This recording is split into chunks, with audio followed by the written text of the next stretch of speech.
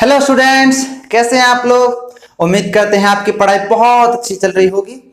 और आज हम क्वेश्चन प्रैक्टिस करेंगे मोल कंसेप्ट की। जितने भी पॉसिबल क्वेश्चंस बन सकते हैं या जितने भी आड़े टेढ़े क्वेश्चंस हमें मोल कंसेप्ट के बारे में पूछे जाते हैं। देखिए, मोल कंसेप्ट कोई बहुत मुश्किल कंसेप्ट नहीं है। इसमें खाली थोड़ा सा इधर उधर करके गुणा भाग ही करना होता है। तो चलिए स्टार्ट करते हैं some basic concept of chemistry का लेक्चर नंबर 4। तो हम पहले बात कर लेते हैं कि हमें क्वेश्चन अटेम्प्ट कैसे करना है। देखिए, आप अभी 11th में हैं, लेकिन बहुत सारे 12th के जो पास आउट बच्चे हैं अक्सर उन्हें भी नहीं पता होता कि क्वेश्चन को या न्यूमेरिकल्स को कैसे सॉल्व करना होता है। तो ये कोई स्टैंडर्ड तो नहीं है, लेकिन जो मैंने अपने टाइम में ऑब्जर्व किया और जिसको मैंने फॉलो किया वो ये कुछ स्टेप्स हैं। अगर आप इनको फॉलो कर लो तो 99% आपके क्वेश्चन सॉल्व होने शुरू हो जाएंगे। जैसे पहला स्टेप है रीड क्वेश्चन केयरफुली। अपने को पहले क्वेश्चन समझना है, अच्छे से पढ़ना है, उसको अच्छे से कम 2 बार एक क्वेश्चन को रीड करना है, ताकि हमें उसको क्या क्या दे रखा है, क्या नहीं दे रखा है, क्या निकालना है पता चल जाए। उसके बाद understand the language of question. वो किस वे में क्या पूछ रहा है ना। कि भाई हो सकता है हम जो नॉर्मल इंग्लिश पढ़ते हैं और जो क्वेश्चन में इंग्लिश दी होती है उसमें थोड़ा सा डिफरेंस होता है। तो हमें उसकी लैंग्वेज समझनी बहुत जरूरी है कि वो किस वे में क्या पूछना चाह रहा है। फिर तीसरी बात आती है फोकस ऑन यूनिट्स। यूनिट्स में बहुत गलतियां करते हैं बच्चे। कहीं पर मिलीलीटर ले रखा होता है तो लीटर में कर देते हैं, या सेंटीमीटर में दे रखा हो तो मीटर में कर देते हैं। इस तरह से स्ट्रक्चर क्या क्या बन सकते हैं उसके, और जो मेन फॉर्मूला है, जो हमारा बेसिक हमने फॉर्मूला क्लास में पढ़ा है या कहीं पर भी पढ़ा है, तो उसको कैसे हमने को करना है, स्टार्ट करना है, उस पर पहले ध्यान देना है कि कौन कौन से हैं वो। फिर फोर्थ बात आती है अप्लाई कंसेप्ट, मिक्स्ड कंसेप्ट। ये ज्यादा इंपॉर्टेंट है। कंसेप्ट पे कई बार क्या होता है, अधिकतर जो है सीधा सीधा क्वेश्चन बेसिक कंसेप्ट पे नहीं आता है। अगर थोड़ा एडवांस लेवल का क्वेश्चन होगा तो वो मिक्स कंसेप्ट पे आएगा, जो कि आपको रीजनरेट करना पड़ेगा। वो हो सकता है 2 फॉर्मूले से जुड़कर बने, हो सकता है 3 फॉर्मूले से जुड़कर बने, हो सकता है किसी डेरिवेशन में से एक स्टेप पहले जाके आपको वो निकालना पड़े, ऐसे भी हो सकता है। तो ये रीजनरेट वाला पार्ट बहुत इंपॉर्टेंट है ना। और ये आपको क्वेश्चन सॉल्व करते करते ही आएगा। अगला है डोंट स्किप स्टेप्स। कभी भी स्टेप को स्किप मत करो, है ना। जैसे कर रहे हो आप, हम क्या करते हैं थोड़ा सा टाइम बचाने के लिए और उसको लिखते नहीं है और उसको डायरेक्ट कर देते हैं, और उसमें हमारी गलतियां हो जाती हैं। तो क्या करना है, स्किप नहीं करना कोई भी स्टेप। और सबसे इंपॉर्टेंट कैलकुलेशन मिस्टेक्स। आपको कैलकुलेशन में मिस्टेक्स नहीं करनी है। जहां आप मान लो, अगर मैं बात करूं एवोगैड्रो नंबर की, तो 6.0 10 की पावर 23। अगर आपको ऑप्शंस में इसके अप्रोक्स वैल्यू मतलब उनमें बहुत ज्यादा अंतर है, तो आप इसको राउंड ऑफ करके इससे भी सॉल्व कर सकते हो। अब आप इसमें डेप्थ में जाओगे, पॉइंट में कैलकुलेट करोगे, तो उसमें मिस्टेक के चांसेस ज्यादा है बजाय इसके। तो आसान तरीके से कैलकुलेशन करना शुरू करें। तो ये 6 स्टेप थे। आई होप आपको समझ में आए होंगे। और अब मैं जो आपको क्वेश्चंस करवाऊंगा, आप इन 6 स्टेप्स को फॉलो करते हुए उन क्वेश्चंस को सॉल्व करने की कोशिश करेंगे। तो आपके लिए मोल कंसेप्ट के ये कुछ बेसिक से क्वेश्चन हैं। आप एक बार इसको पॉज करके ट्राई जरूर कीजिएगा।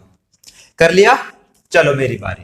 पहला क्वेश्चन है कि calculate the total number of nitrogen atom n atom in 1.7 gram of NH3।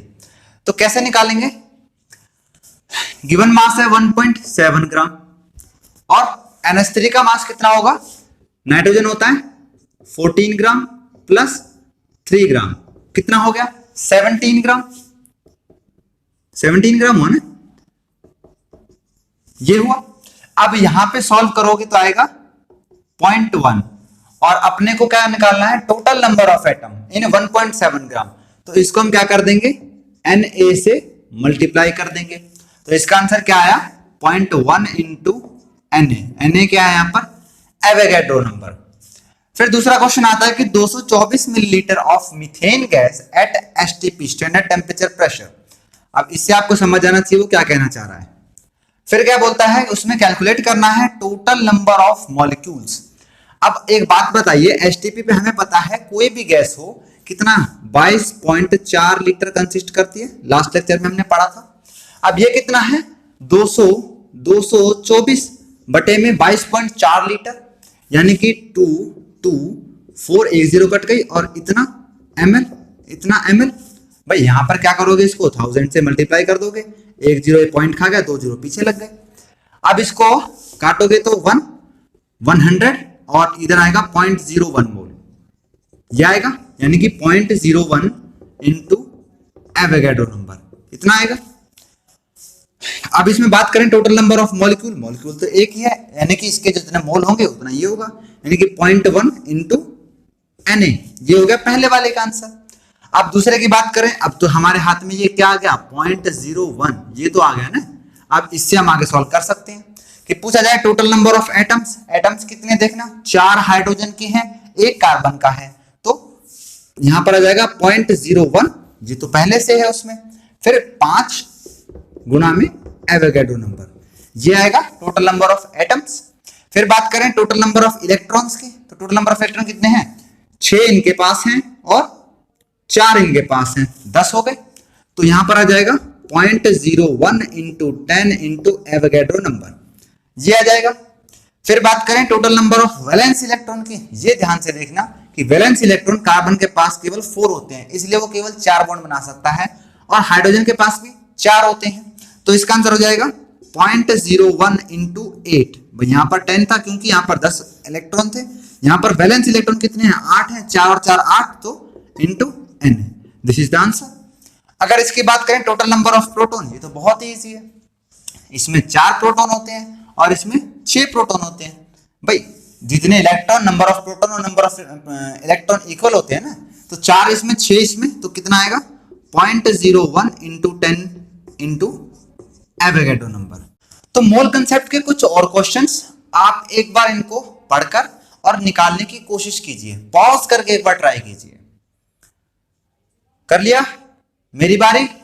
तो पहला क्वेश्चन बोलता है कि what amount of sulphate found in 0.01 Faraday charge, कि सल्फेट कितना होगा, कितना अमाउंट होगा किसमें, 0.01 फेराडे में। मैं तो कहता हूं बहुत ही सिंपल क्वेश्चन है, ये 2 है, -2 चार्ज है उस पर, यानी कि उस पर कितना 2 फेराडे चार्ज होगा।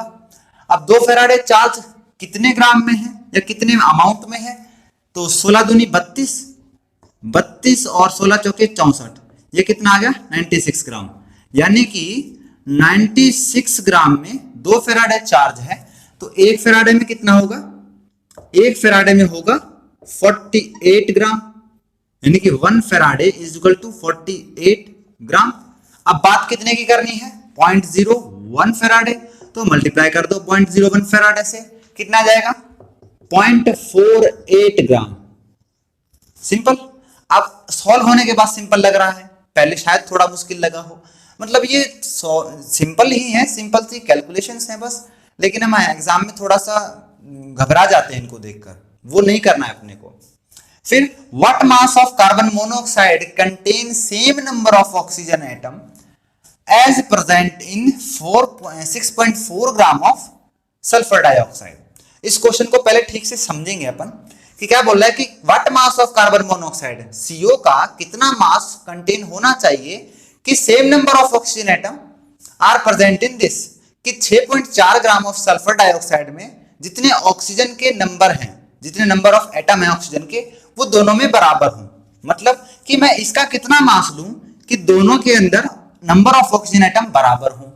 अब ये थोड़ा सा घुमा के दे दिया इन्होंने, तो कैसे करें, हम क्या करेंगे, पहले इसमें से हम निकाल लेंगे कि कितना हमको यहाँ पर मोल है इसका। जैसे मैं बात करूं अगर सल्फर डाइऑक्साइड की, तो 16 दूनी नहीं 16 32 इसका एटॉमिक मास, और 16 दूनी 32, तो ये हो जाएगा 64। अब 64 में यानी कि 6.4 बटे 64 कितना आएगा 0.1 मोल।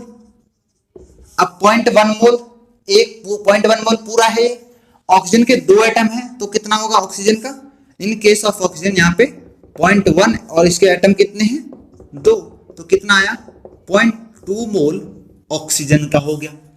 अब ध्यान से देखना, मैं ऐसा क्या करूं कि मुझे इसमें और इसमें बराबर ऑक्सीजन के नंबर ऑफ एटम मिले। इसमें तो 0.2 मोल है, अब इसका देख लेता हूं मैं, इसमें कितना होगा, कार्बन में 12 और 16, 12 और 16, 6 और 2 8 और 2 रे 8 और 28 ग्राम हो गया। अब मुझे क्या करना है, 28 ग्राम का मुझे कितना चाहिए 0.2 मोल, तभी तो मेरे नंबर ऑफ ऑक्सीजन एटम बराबर आएंगे। तो मैंने क्या किया यहाँ पे 0.2 मोल से मल्टीप्लाई कर दिया, तो ये कितना आएगा 56 बटे ये, और ये आ गया 5.6 ग्राम। यानी कि मुझे 5.6 ग्राम ऑफ कार्बन मोनोऑक्साइड लेना पड़ेगा, तब जाके कहीं बराबर में क्या आएगा 6.4 ग्राम ऑफ सल्फर डाइऑक्साइड। अगर आपको नहीं समझ में आ रहा है तो आप एक तरीके से और भी कर सकते हो। देखो इसमें कितने हैं 0.2 मोल है, इसमें निकाल के देख लो 5.6 ग्राम ऑफ CO में 5.6 ग्राम ऑफ कार्बन मोनोऑक्साइड। अब इसका ये कितना है, इसका है 28, 5.6 अपॉन 28 करके देख लो। अब इसमें से कितना आएगा 28 दूनी, ये पॉइंट हटेगा तो 10 नीचे दूनी, और ये आ गया 0.2 मोल। अब 0.2 मोल देखना, ऑक्सीजन का एक ही है तो 0.2 मोल, कार्बन का भी एक ही है तो 0.2 मोल। देखो यहां पर दोनों के केस में बराबर है, समझ पा रहे हो क्या? गुड। अब बात करते हैं calculate the mole of nitrogen phosphorus in this molecule which contribute with 12 mole of oxygen. ये क्या कहना चाह रहा है कि जो ये वाला मॉलिक्यूल है इसके अंदर ऑक्सीजन के 12 मोल हैं, तो मुझे बताना है कि नाइट्रोजन और फास्फोरस के कितने मोल होंगे। मैं तो कहता हूं इससे सिंपल कोई सवाल ही नहीं है। देखो ध्यान से देखो, ऑक्सीजन के कितने यहाँ पे 4 हैं, 4 एटम हैं। अब 4 एटम कंस्टिट्यूट कर रहे हैं 12, यानी कि इससे इसके 3 से गुणा हो जाओगे, 4 3 12, तो बस सिंपल सी बात है वही कर दो। फास्फोरस कितना है 1, तो 1 × 3 कितना आ जाएगा 3 मोल। 3 मोल किसके हैं फास्फोरस के। और नाइट्रोजन के कितने देखना, नाइट्रोजन ध्यान से देखना, ये नाइट्रोजन और 3 से गुणा हो रहा है, यानी कि 3 × 3 यानी कि 9 mole of nitrogen. Simple. Next question है, आप एक बार पॉज करके जरूर ट्राई कीजिए। कर लिया, मेरी बारी। Calculate the number of molecule in 5 litre of H2O in litre. यहां पर किसमें लीटर में है, तो कैसे कैलकुलेट करोगे, कैसे, 1 मोल में कितना होता है, 1 मोल में हमें पढ़ा है STP पे 22.4 लीटर होता है, तो 5/22.4 × Na ये हो गया। ये सॉल्व करोगे तो आ जाएगा कि कितने नंबर ऑफ मॉलिक्यूल इसमें है। इसमें थोड़ा सा झमेला है कि 5 लीटर ऑफ H2O इन ग्राम में दे रखा है, तो पहले अपन लीटर को ग्राम में कन्वर्ट करेंगे। 1 लीटर इज इक्वल टू 1000 ग्राम, है ना। तो यहां पर कितना आ जाएगा कि 5000 ग्राम पर। अब H2O का मॉलिक्यूलर मास कितना होता है, H2O यानी कि ये 2 + 16 कितना हो गया 18 ग्राम, तो 5000/18 गुणा में Na, ये नंबर ऑफ मॉलिक्यूल हो जाएंगे इस केस में। नेक्स्ट क्वेश्चन है, इन 14.2 gram of Na2SO3 calculate the number of sodium ions. तो सबसे पहले अपने को इसमें मोल्स निकालने पड़ेंगे। देखिए मोल्स हर जगह कितने जरूरी हैं कि 14.2 ग्राम में इसको अपने को पहले मोल निकालने पड़ेंगे।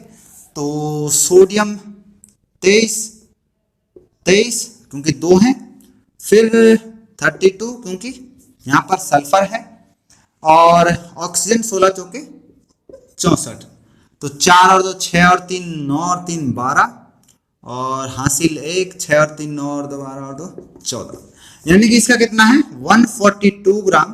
तो मोल कितने निकलेंगे देखना, 14.2/142 कितना आएगा 0.1 मोल। अब 0.1 मोल आया है, इन्होंने क्या पूछा है number of sodium ions. Sodium ion कितने हैं 2, मतलब 2 है ना एक ग्रुप में, तो यानी कि 0.1 मोल, ये लिख दूं क्या, थोड़ा आसानी रहेगी, ये लिख देता हूं कितना कि 0.1 mole into number of atom sodium के कितने होंगे एक मॉलिक्यूल में 2, और टोटल पूछ रहा है तो कितने होंगे इंटू Na, यानी कि 0.2 × Na, ये इसका आंसर हो गया। अब बात करते हैं टोटल नंबर ऑफ आयन की, तो आयन देखना 2 तो हो गए सोडियम के 2, और तीसरा सल्फेट का, तो 1 2 3 ये अलग अलग काउंट करने हैं, एक में नहीं करने क्योंकि अलग अलग है, वो 2 हैं। तो यहां पर कितना होगा 3 × 0.1 × Na, यानी कि 0.3 × Na। तो आज का लेक्चर यही समाप्त करते हैं। आई होप आपने बहुत कुछ सीखा होगा आज, और इसी तरह से मेहनत करते रहें, सफल हों।